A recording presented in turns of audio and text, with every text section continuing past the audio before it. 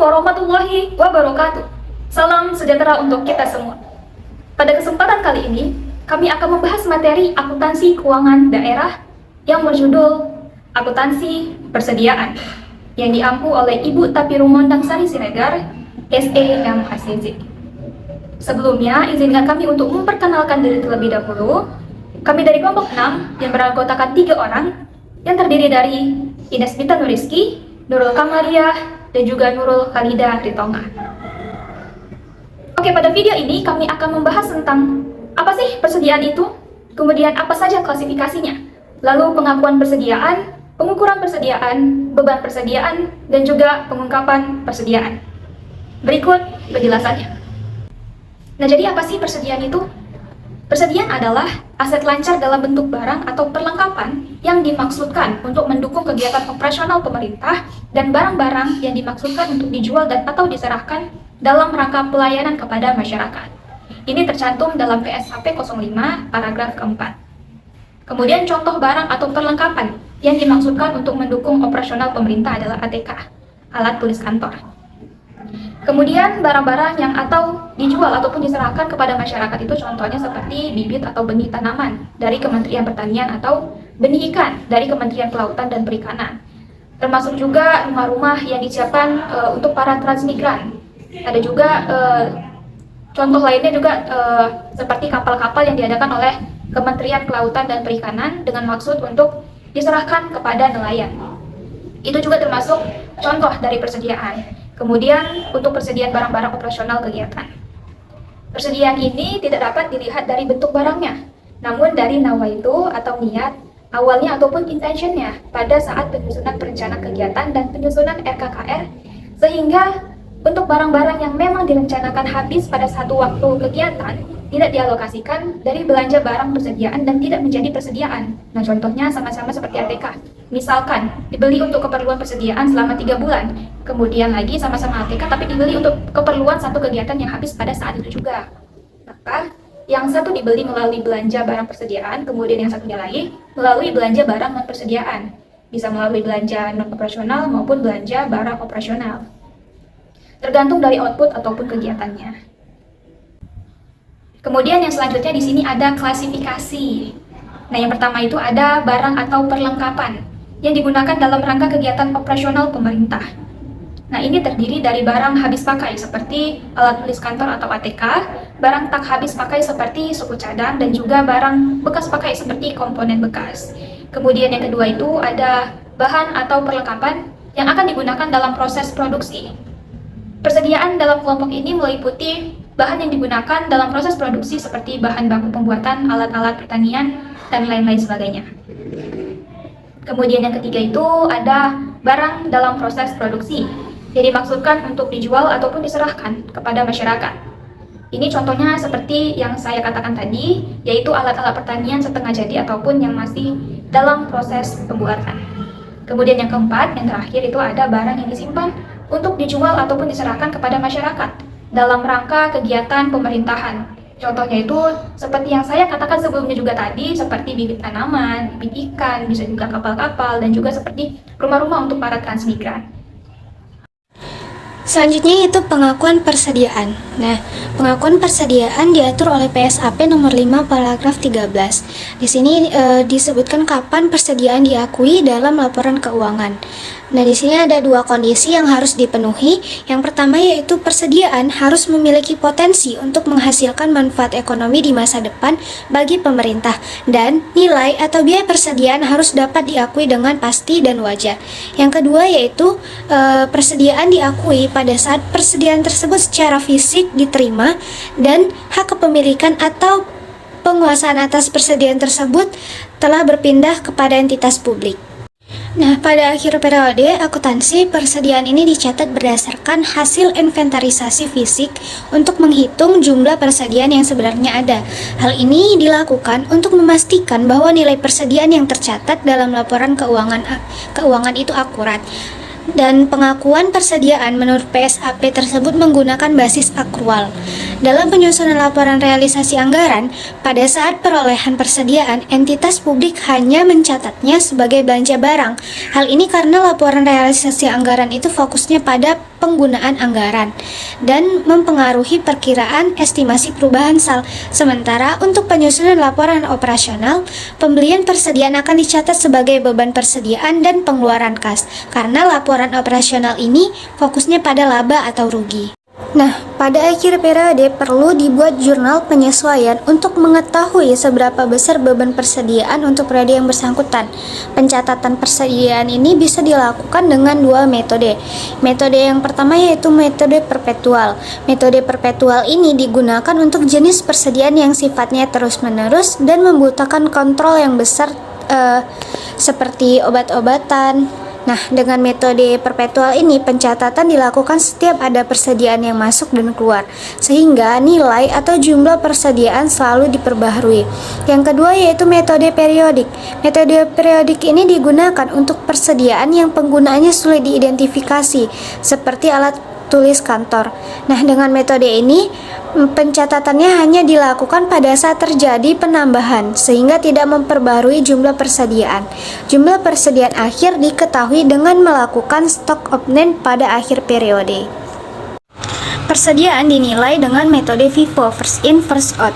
Jadi harga pokok barang yang pertama kali dibeli akan menjadi harga pokok barang yang pertama kali dijual, sehingga nilai persediaan akhir akan dihitung dimulai dari harga pembelian terakhir.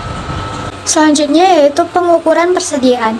Berdasarkan PSAP nomor 5 paragraf 14 dan 15, ada 3 metode dalam penilaian yang dapat digunakan. Yang pertama yaitu biaya perolehan. Biaya perolehan ini digunakan untuk persediaan yang diperoleh dengan pembelian.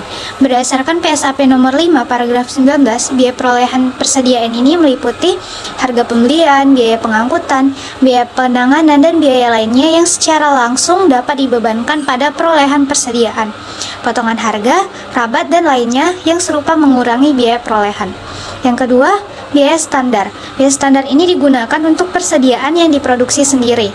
Biaya standar ini meliputi biaya langsung dan biaya tidak langsung. Biaya langsung yaitu biaya yang terkait secara langsung dengan produksi persediaan, seperti bahan baku, upah tenaga kerja, dan biaya energi.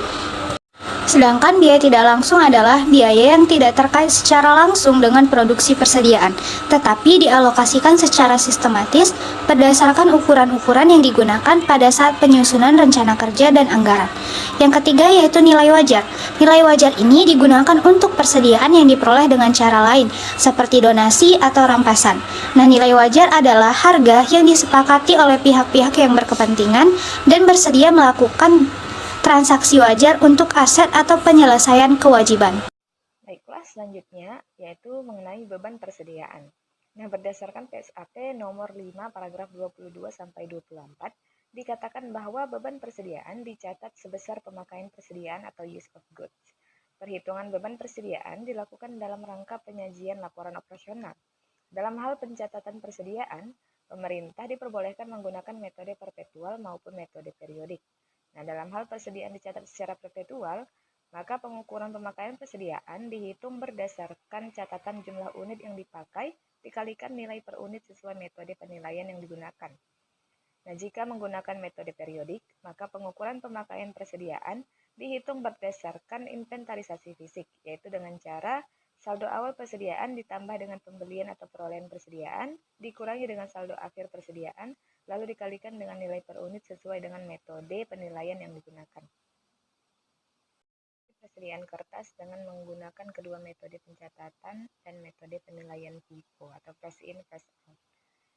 Di mana pada tanggal 1 Januari 2012, saldo awalnya persediaan kertas sebanyak 2 rim dengan saldo awal 20.000. Pada tanggal 20 Januari, pembelian 20 rim kertas dengan harga 12.000 per rim dengan total 240.000. Pada tanggal 25 Januari itu pemakaian 10 rim, 15 Februari pembelian lagi 10 rim seharga 13.000 per rimnya dan dengan totalnya 130.000. Pada tanggal 20 Maret, 30 April, 29 Juni itu adalah pemakaian sebanyak 5 rim, 10 rim, dan 4 rim.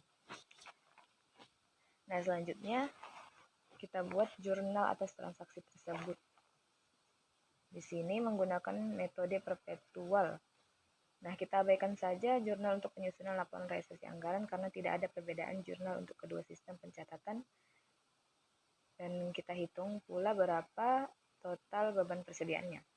Maka di sini jurnalnya pada tanggal 20 Januari, persediaan kertas pada Kasbi Bendahara pengeluaran dengan jumlah 240.000 debit dan kreditnya. Pada tanggal 5 Januari jurnalnya yaitu beban persediaan pada persediaan kertas, karena di situ kertasnya dipakai sebanyak 116.000.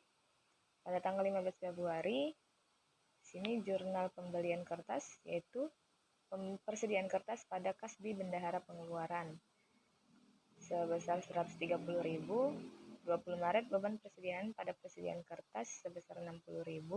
30 April beban persediaan pada persediaan kertas sebesar 123.000 dan pada tanggal 20 Juni 2012 beban persediaan pada persediaan kertas sebesar 52.000. Di mana kita bisa lihat di keterangan di bawahnya yang menjelaskan mengenai tanggal 25 Januari saat pemakaian 10 RIM. Dari mana dapat 116.000-nya itu? Kita dapat dari 2 dikali 10.000. Nah, 10.000 itu harga 1 RIM di awal tanggal 1 Januari dikali 2 RIM ditambah 8 kali 12 itu kan first in first out. Jadi kita menggunakan kertas yang duluan masuk. Nah, itu yang duluan keluar. First in first out. Maka karena pemakaian kertas di sini 10 RIM, kita ambil 2 RIM dari tanggal 1 Januari dan 8 RIM-nya lagi dari pada tanggal 20 Januari. Kan harga per RIM kertasnya berbeda. Setelah kita cari 2 dikali 10.000 tambah 8 kali 12.000. Maka didapatlah pemakaian kertas sebesar 116.000. Begitu juga untuk seterusnya. Cara mencari jumlah pemakaian kertas pada tanggal 20 Maret, 30 April, dan juga 29 Juni. Nah, jadi berdasarkan jurnal tersebut, maka total beban persediaannya yaitu 116 ditambah 60 tambah 123 ditambah 52, jadi totalnya 351.000. Nah, untuk selanjutnya di sini ada metode fisik atau metode periodik untuk penyusunan laporan operasionalnya. Nah, untuk metode periodik ini total beban persediaannya kita cari nilai persediaan awal tambah nilai pembelian lalu dikurangi jumlah persediaan akhir dikali 13.000. Maka kita dapat 351.000. Nah, selanjutnya ada materi pengungkapan persediaan. PSAP nomor 5 paragraf 26 dengan jelas menyebutkan bahwa laporan keuangan mengungkapkan kebijakan akuntansi yang digunakan dalam pengukuran persediaan, penjelasan lebih lanjut persediaan seperti barang atau perlengkapan yang digunakan dalam pelayanan masyarakat, barang atau perlengkapan yang digunakan dalam proses produksi, barang yang disimpan untuk dijual atau diserahkan kepada masyarakat, dan barang yang masih dalam proses produksi yang dimaksudkan untuk dijual atau diserahkan kepada masyarakat. Lalu juga diungkapkan di situ mengenai jenis, jumlah, dan nilai persediaan dalam kondisi rusak atau usang. Baiklah, sekian untuk materi beban persediaan dan juga pengungkapan persediaan.